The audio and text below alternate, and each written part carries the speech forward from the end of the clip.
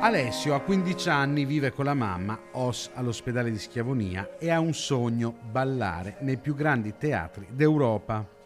Alessio ha già calcato questi schermi, sì, perché lo scorso anno, durante il lockdown, aveva ballato in questo video per ringraziare sua madre e tutto il personale sanitario dell'ospedale della Bassa Padovana. La danza è da oltre 10 anni la sua passione e il Covid ha cercato di minare la sua carriera.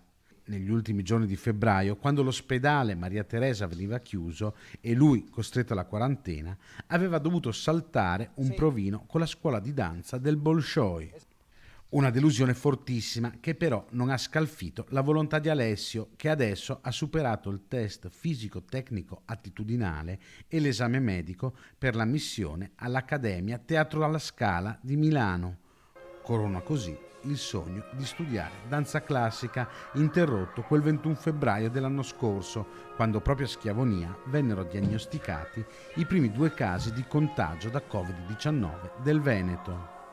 Dopo 11 anni di danza classica, contemporanea e moderna, l'ultimo dei quali all'Accademia della Danza di Rovigo, diretta dall'insegnante Chiara La Molinara, Alessio potrà ora studiare e perfezionarsi in una delle accademie più importanti d'Italia.